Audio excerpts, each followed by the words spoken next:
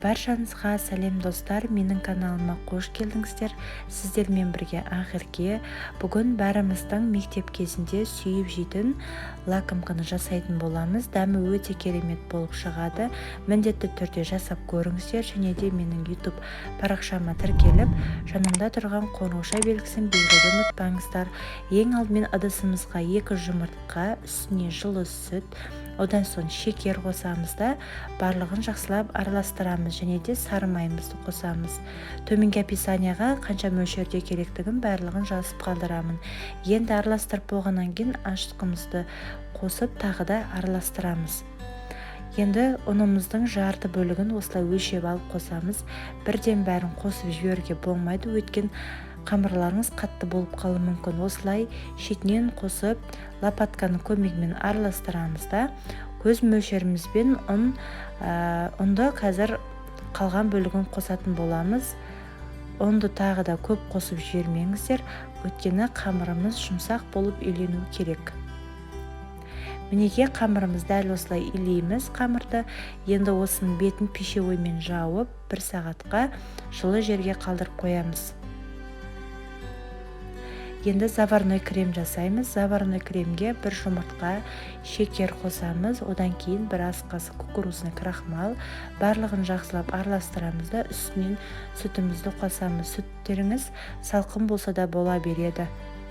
Осыны тағы да жақсылап араластырып болғаннан кейін газға қойып қоямыз. Газдың асты орташа болу керек, және де тоқтамастан осылай араластырып отыру керек. Өйткені асты күйіп кетпеу қажет қыздар.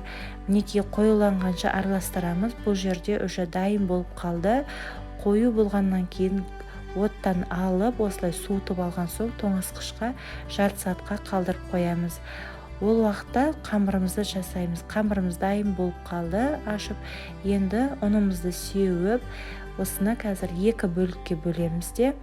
Одан кейін тағы да видеодағыдай өздеріңіздің қалауларыңызға қарай тағы да бірнеше бөлікке бөліп шығамыз.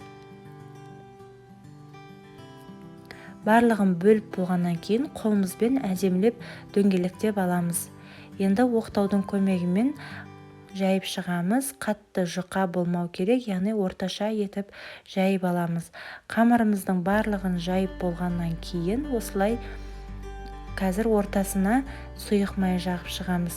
Сұйық май жақпайтын болсаңыздар, қамырларыңыз жабысып қалады. Табамызға пергаментный бумагамызды қойып, үстіне қамырларымызды орналастырып аламыз. Қамырымызды 185 градуста 30 минутта пісіріп аламыз. Өздеріңіздің пештеріңіздің жағдайына қарай пісіресіздер. Осылай жұмыртқаның сарысын жағып шығамыз.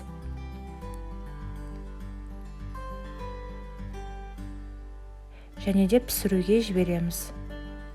Мінеке мұнда уже лакомкаларымыз дайын болып қалды. Сәл көп тұрып қалыпты. Бірақ дәмі өте керемет болып шықты, жұмсақ болып шықты қамыры. Енді заварной кремдеріміз осындай қою болып шығады холодильникке қойған соң. Ортасына жағамыз. Егерде кремі көбірек болсын десеңіздер, бұдан да көбірек қылып жақсаңыздар болады. Және де осылай сыртына да жағуды ұмытпаңыздар.